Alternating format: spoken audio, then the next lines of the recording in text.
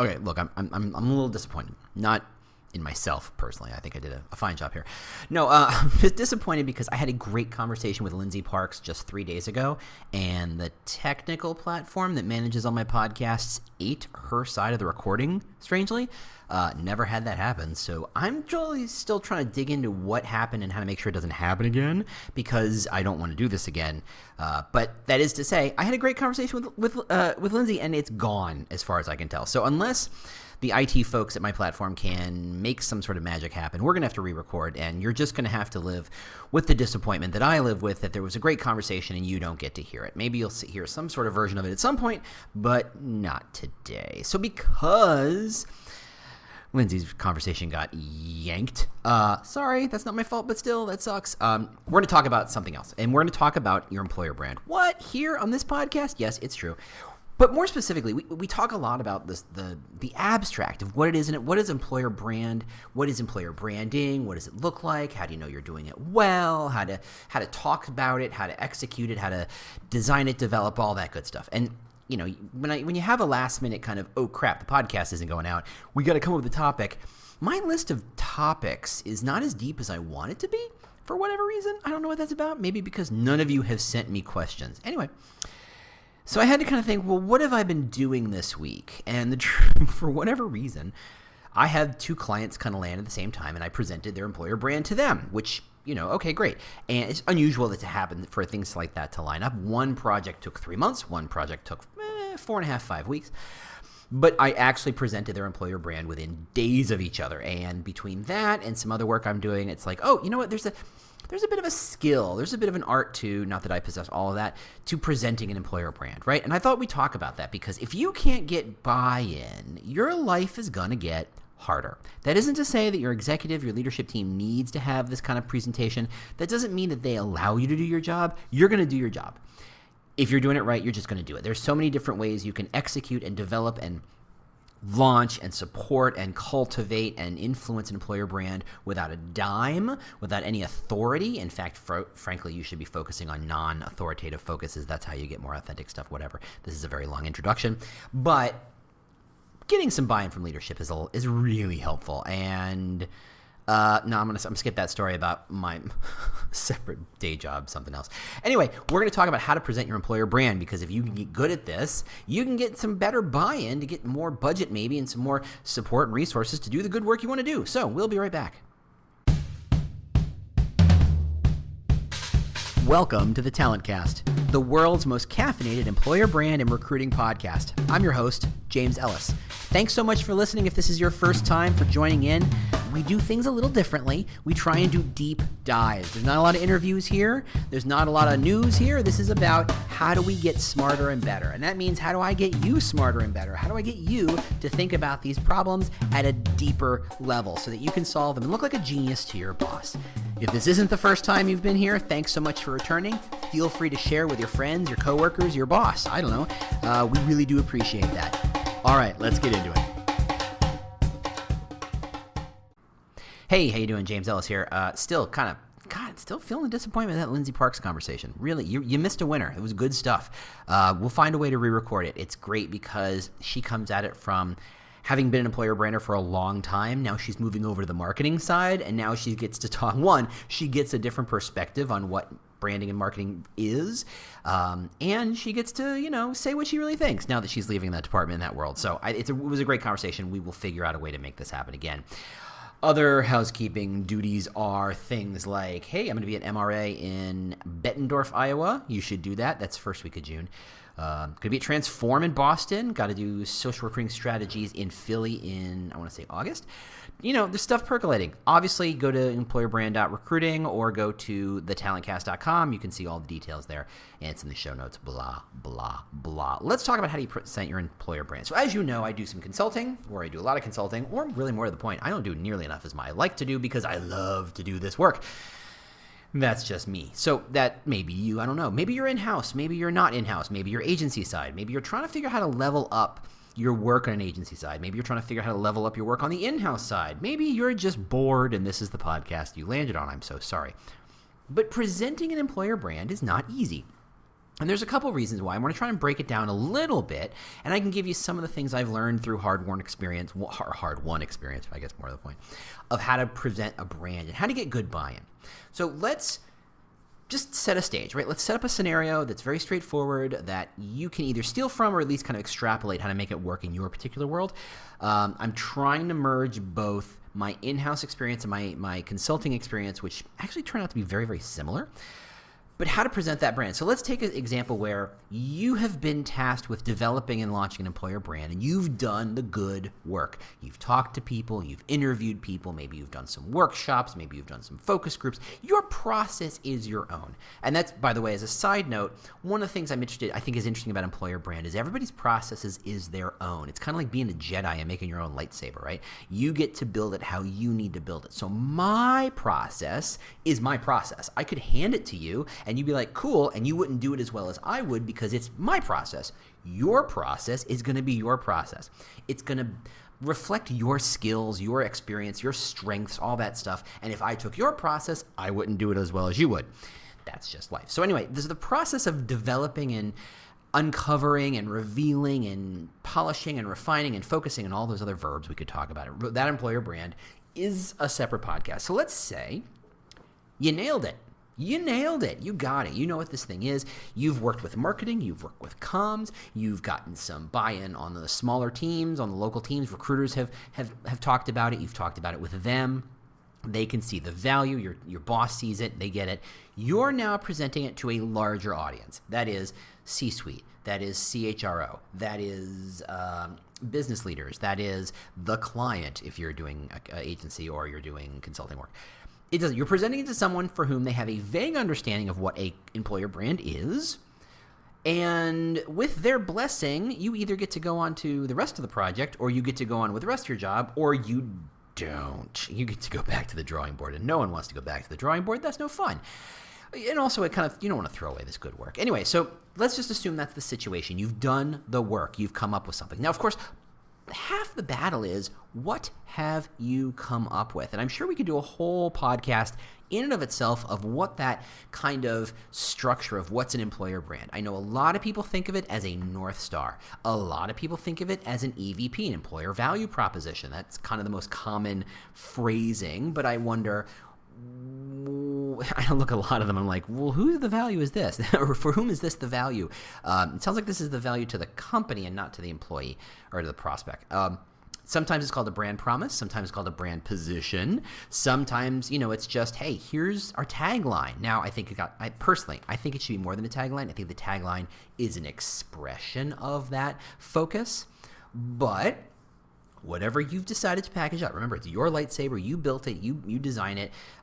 You got to figure out what you're packaging up. So we can talk. We'll just leave that for a separate. So you've figured it out, and you've put it in a series of slides. And you're going to come in and you're going to say, hey, this company, the employer brand is chocolate. I don't know. My kid likes a lot of baking shows, and they talk about chocolate a lot. And I'm on keto, which tortures me, and that's just killing me. So whatever. So I'm thinking about chocolate a lot more than I should, but here we are. So your employer brand is chocolate. Just, for those of you who've seen How I Met Your Mother, there was a bit where the lawyer dude, whose name is escaping me, said he had this really complicated report, and all his friends were like, look, let's just call it the Ninja Report to make it cooler, right? You had to present the Ninja Report because that sounds cooler than whatever the hell it is you were presenting.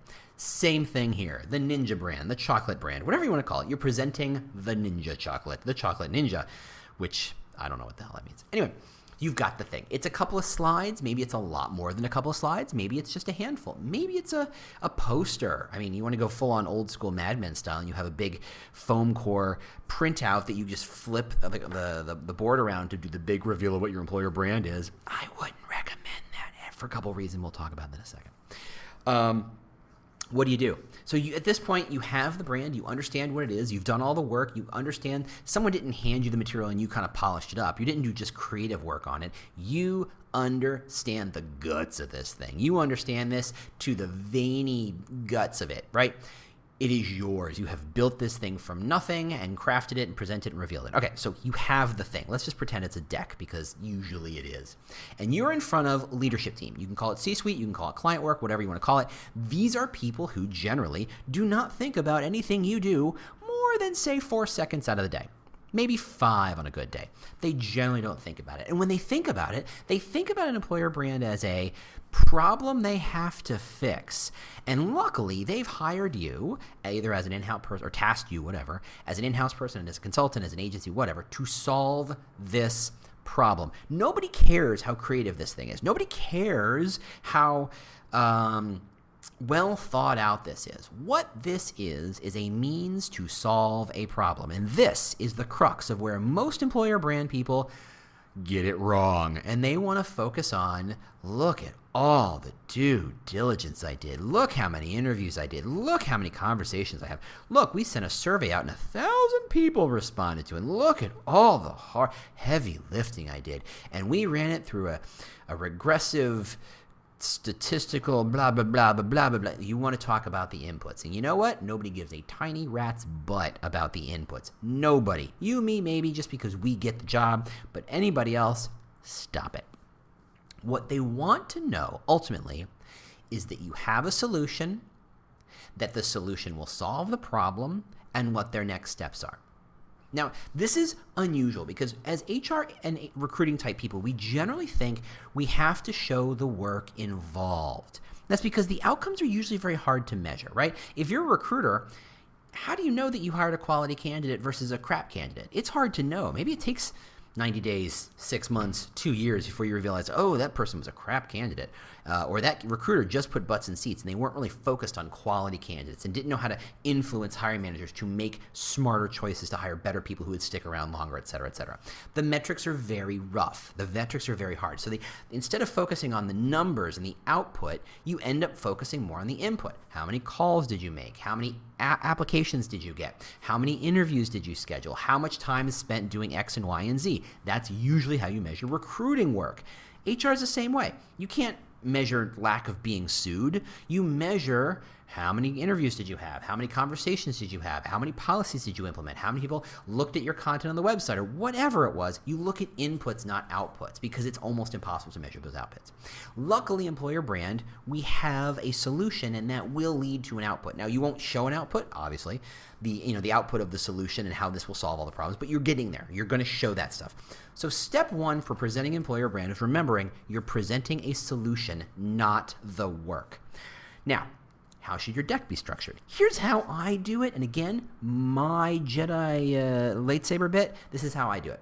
I start slide number 1 after the title to let people know is an executive summary. Now, this is pretty common in some circles and completely crazy in others. And that is to say, I'm going to give my audience the answer on slide 1. Here's the tag, here's where we ended up, and here's why this is important. A lot of people take the Mad Men approach, that is to say, they start to tell that story, they start to build interest, they start to generate a little drama, a little tension, a little narrative tension perhaps, and then they do a grand reveal. And they think of it as walking them along the path. How do I get my audience to see, oh, here's where we were, and here's what we've learned, and here's some data points that support what we've learned, and here's the insight from what all that data points and all those things we've learned reveals, and here's how we express it, and then ta-da, here's the big reveal. The problem is, if at any point along that journey, the client, the leader goes, I have a question about that, you're toast. You're just toast. You are toast. They are about to take this conversation. It's like you're driving down the road and they've reached forward and grabbed the wheel and pulled it as hard to the left as they could. They are going to take this conversation someplace that you did not plan it. Now, luckily, you know the guts of this thing, so you can probably tap dance along and figure out a way to wrench the wheel out of their hands and pull it back out on the road. But that's a lot of work, and it's going to waste valuable time. Not about what the path was, but on how to implement. Because nobody cares what the path is. Only we care about the path is because we understand the path is how you get to the outcome. If you show too much of the path, you're asking anybody you're showing it to comment. So don't let them. So my solution to that is to take away that narrative reveal process and say, here's the answer. The answer is 17. The answer is Chocolate Ninja, whatever it is. Here's the answer. And by the way, I will show you how we got there, but because you present it first by saying, look, I don't care if 3 minutes after this meeting starts, a fire alarm goes off and we have to leave. I've presented it and you know the answer. There's no drama. There's no tension. Let's treat you not like an audience. I know it's Disney and I know it's Steve Jobsian to do it that way, but for the rest of us, no. Let's instead treat this as information you can use in a problem we have solved. Be the professional. Not the Steve Jobs professional, but the real professional, right? So present that information first. Okay, so once you present that information, and by the way, that first slide should probably start with the phrase, in order to. Why? Well, that's a great question. Thanks for asking. It's because you're not presenting an employer brand to present it. You're not here to get pats on the back. You're not here to get your bonus or your kudos. You're here to solve a problem. So what is the problem? In order to create better employees, in order to shorten fill times, in order to, whatever the problem you're trying to solve is, here it is, slide number 1. By setting the problem you're trying to solve and the solution on slide 1, you are creating a frame that says, I am the mother freaking professional here, and I have solved your problem. We can quibble about details down the road. In fact, I would recommend you give them room to quibble. We'll talk about that in a second. But at the beginning, you set the frame. It's not about, if you presented a narrative process, there's a point at which you can say, the leader could say, or the audience could say, I don't like the direction this process is taking. I want to go this way. Look at what Game of Thrones just went through, right? They went through 8 years of filming and stuff. And the last season, the audience kind of went, where the hell are we going? And they pitched a fit, just fit. Now, deservedly so. I think they make some clear points. But when you ask candidates, or you ask your audience to go on the journey, they have the opportunity to reject the journey. By putting the answer in the problem and the answer at the front of the slide deck, you say, we already know the start point and the end point. The question of how we got there we can talk about, but I'm stating point A and point B. How we got from A to B is a question, but we can talk about, but these are the end points, and there's no mistaking them. And they're not going to say, well, wait, you're trying to solve the problem of lowering fill times? I thought we were trying to fill the problem of quality hires. And you can say, this actually solves that problem too, but I was tasked with this problem. There's knock-on effects of solving all those other problems, but my task, my focus was to solve this problem. When you can state it like that, man, they take a back seat. They go, cool, this person has it in the bag. They know what they're doing. This is a professional driver. I don't have to worry. I'm not going to be a backseat driver. Rock and roll. So that's the first slide. My process then is to do a quick methodology slide. And this is where you do a little bit of, hey, look, here are the inputs. Now, when I present that, it's not about, look at all the hard work I did. It's simply to say, I'm not making this up.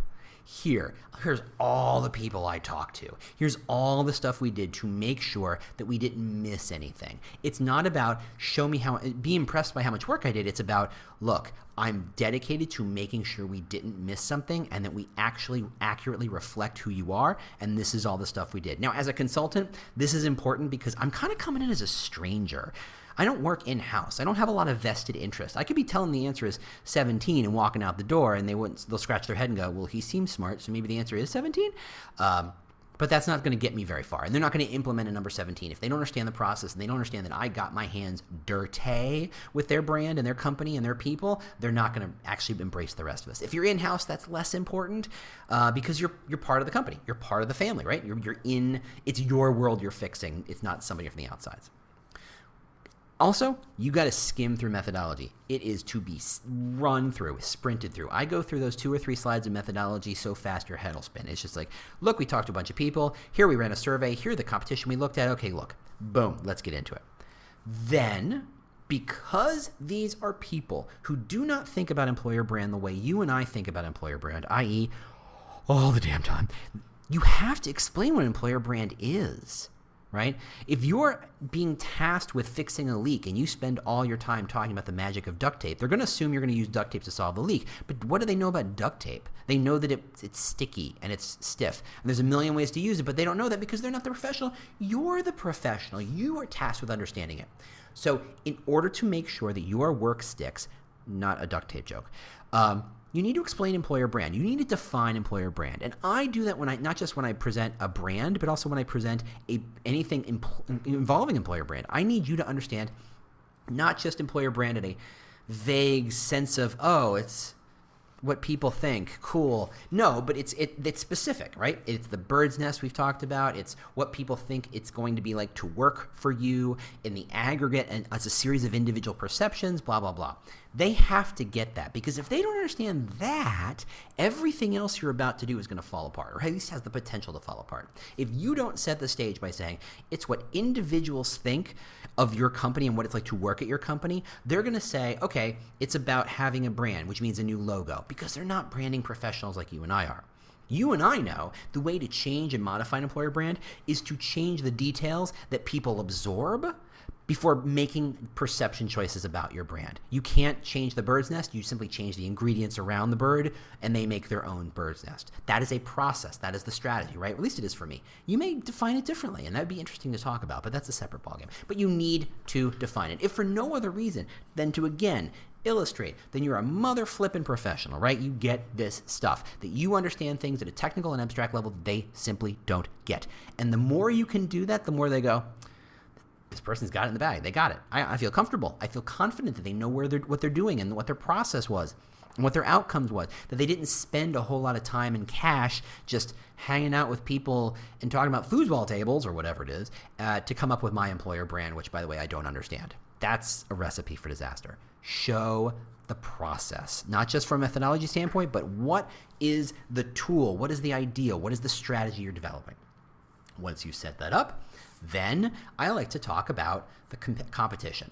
That is, who are you trying to compete against? Now, depending on where you are, this may or may not be a big part of your process. I tend to see that it's a big part of the process because as a consultant, if I'm coming into their company and saying, here's what your employer brand should be, if I don't show that I understand their competitive set, it's very easy to dismiss what I'm about to say.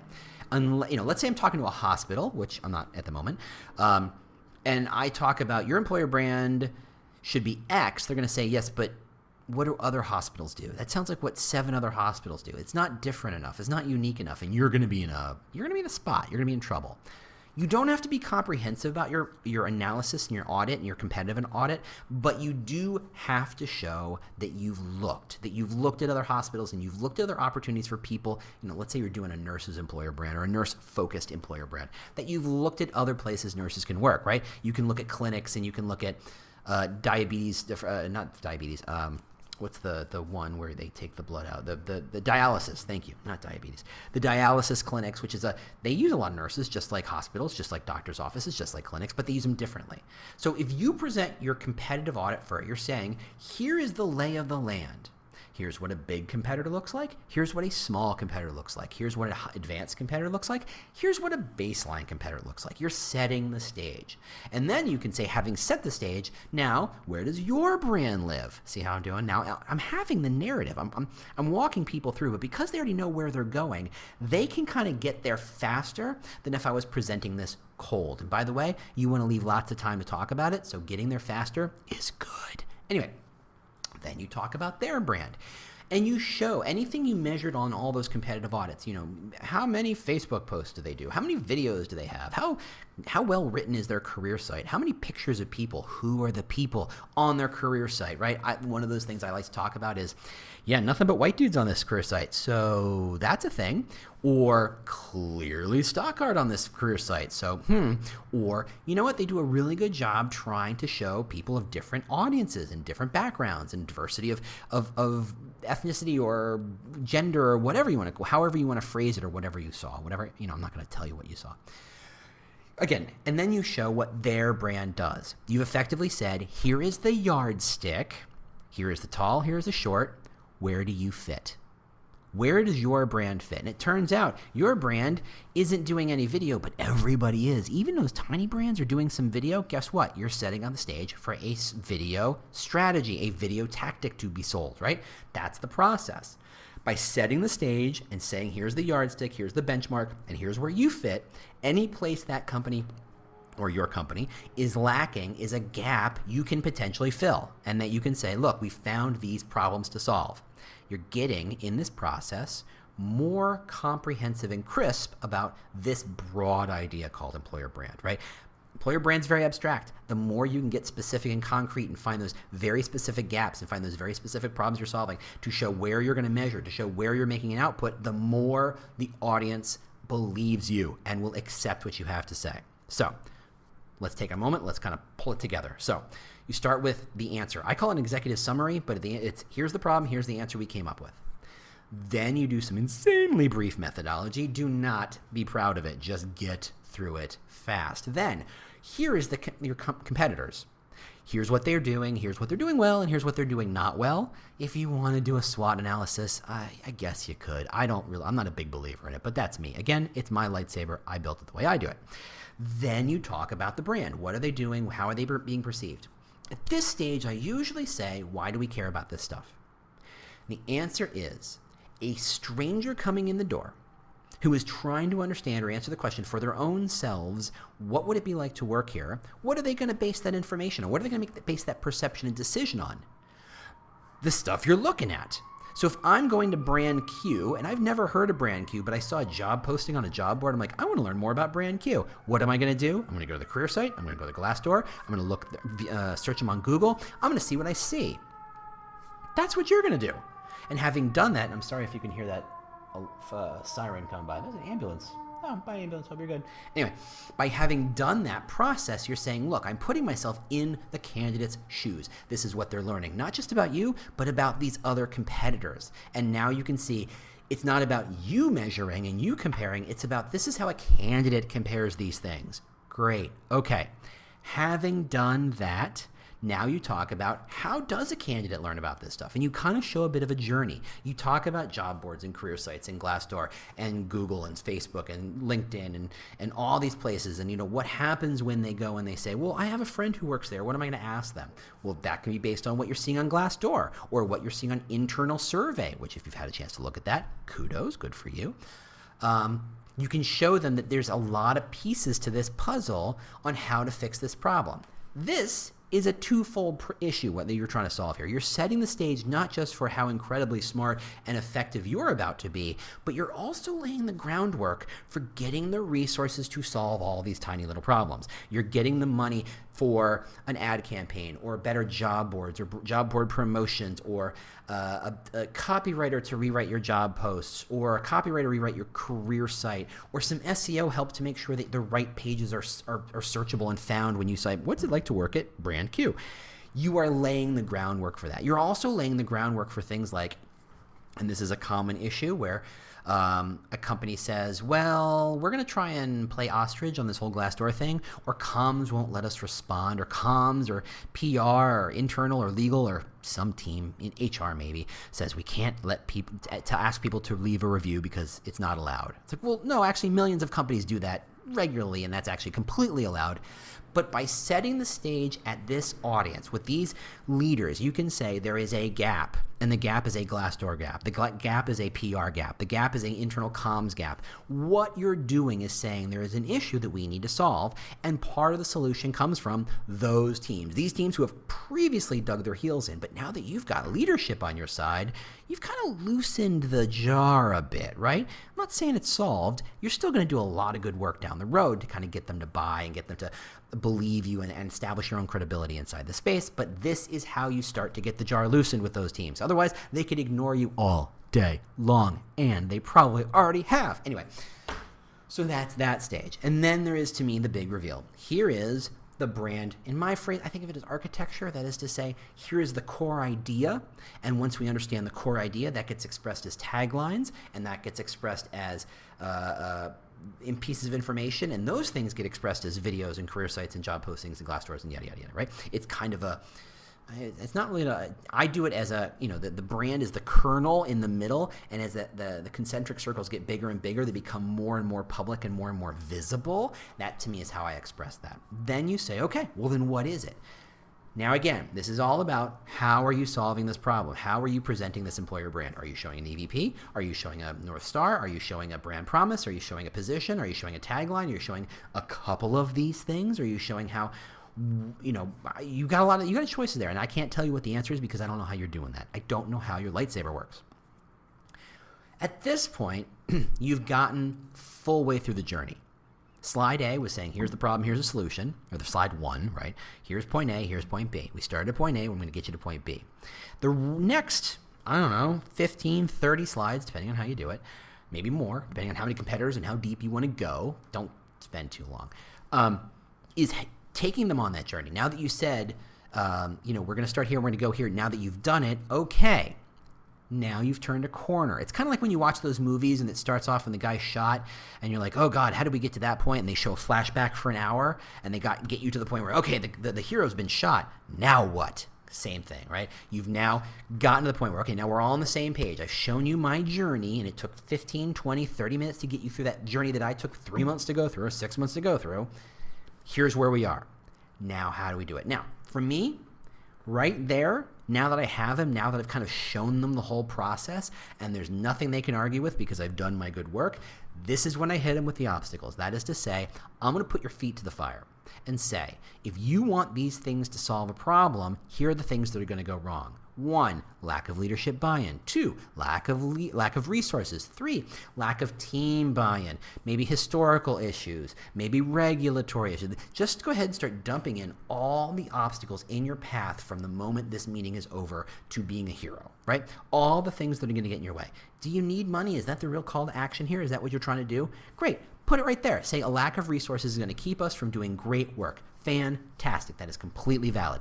Say our internals comms team is super conservative and they're not willing to work. You've now placed the problem at leadership's feet. And you know what leadership likes to do?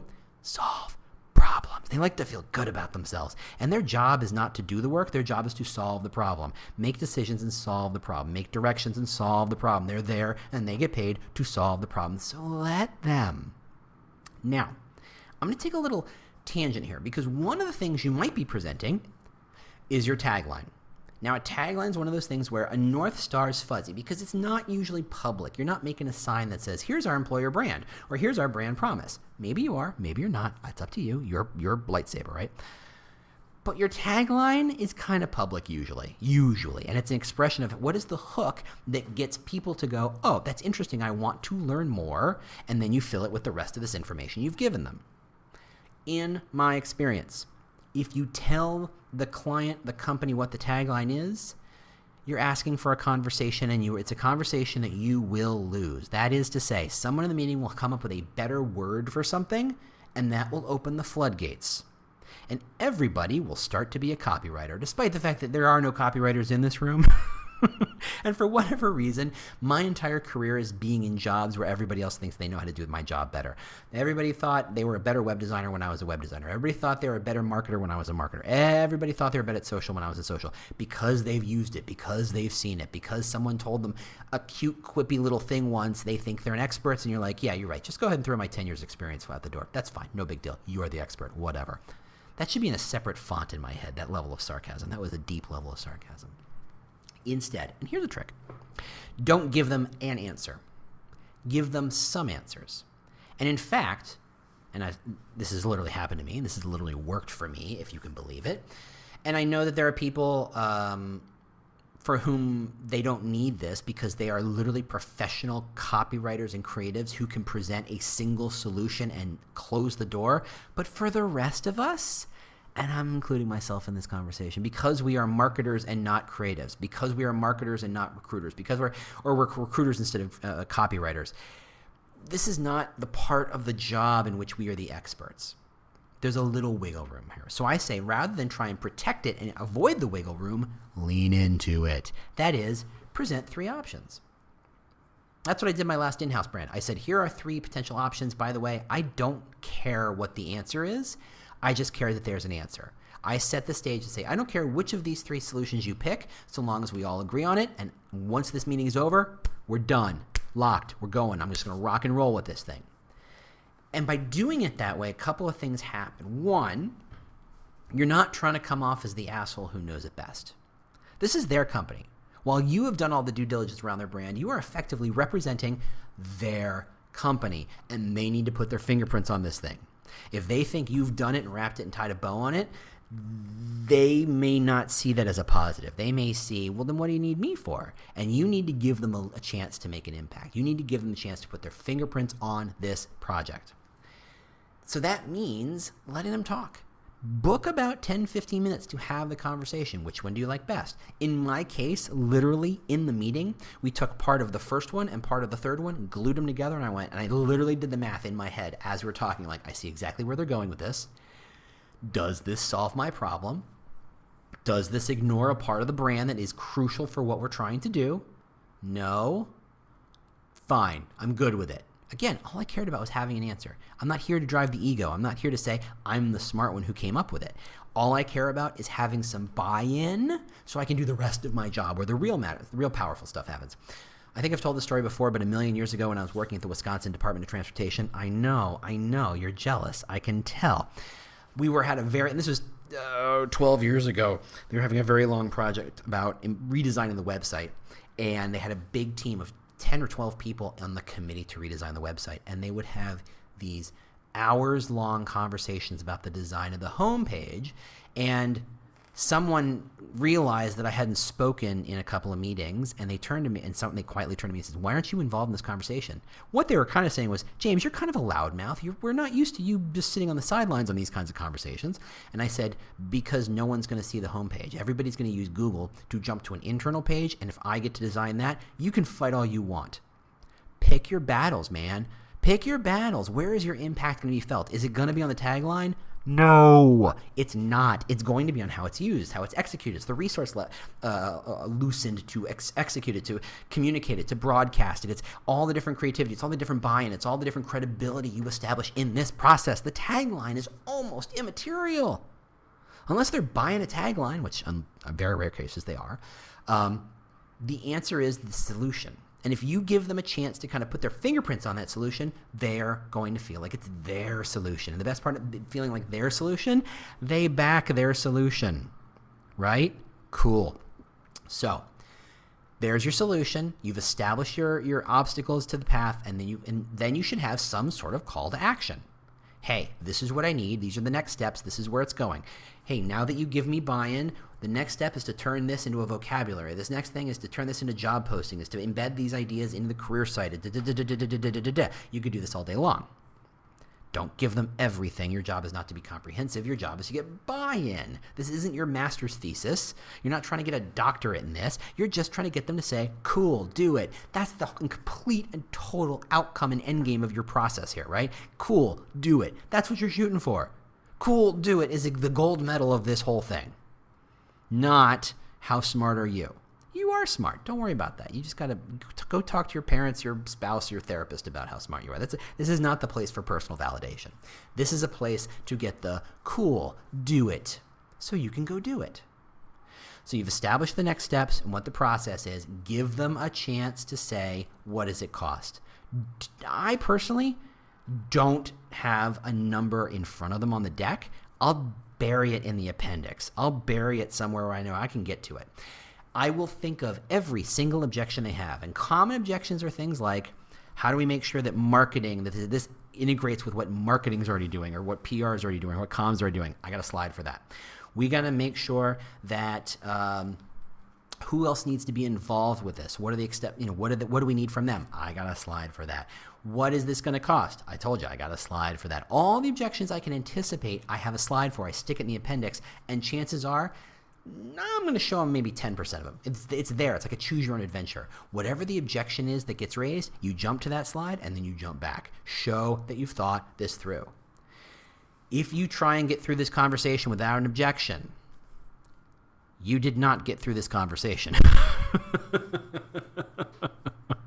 It's true. If you think you can just say it and walk away, that it's a lecture and they go, cool, do it. No, you had zero buy-in. Unless they question you, unless they object to something, unless they want clarification, unless they push back on you on some level, unless you give them a chance to put their fingerprints on this thing, it's a cool idea that's never going to get anywhere. It's true. You need to let them kick it around. Their egos are just as fragile as yours, even though they're highly paid and you may not be. It doesn't matter. They need to feel like they've made an impact. They need to feel like they've done their job. You need to let them kick it around. Give them the chance. Do not be scared of it. Do not get defensive about it. This is the process. And frankly, when they push back on you once and you have a great answer for their pushback, maybe you jump to a slide, maybe you have a great answer in your back pocket. I have a lot of good ones like that.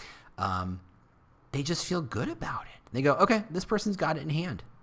This person seems competent and confident, and I feel good about this. And they kind of back off. Maybe you just need one, right? It's that You want to make sure that you don't want to get messed with in prison. You beat somebody up first round. You have such a great answer to their first question that no one wants to kind of come at you again, that they feel confident that you've thought this whole thing through.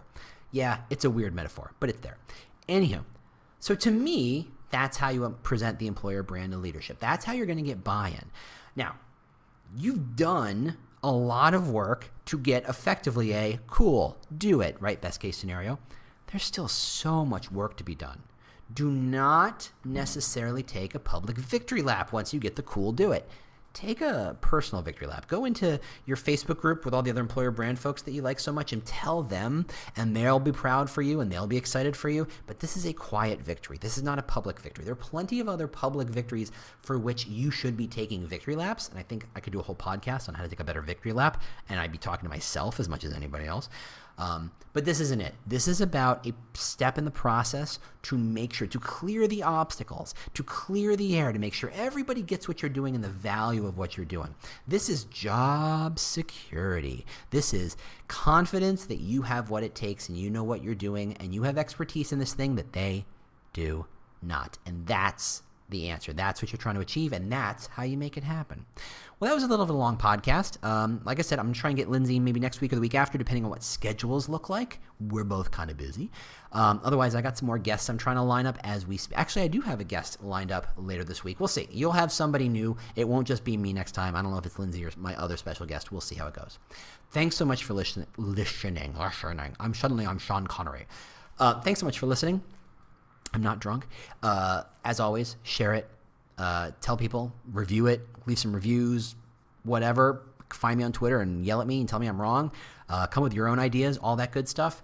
Love to hear it. Thanks so much for listening, and we'll see you next week. Bye. Well, the music means you've made it to the end of another episode of the Talent Cast. If this was useful to you, do not keep it a secret. Share it with your team. Share it with your boss. Share it with your networks. I don't know. Share it with your mom. If you have questions you'd like me to answer on a future show or just, general ideas about how to make this thing better, just ping me on Twitter. I'm at The War for Talent, at The War for Talent. Thanks so much for listening, and we'll see you next week. Bye.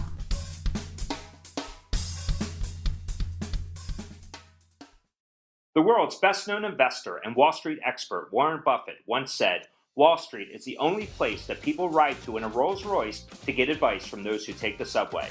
Mr. Buffett's quote is remarkably accurate, but how many people would rather receive advice from him than someone simply guessing?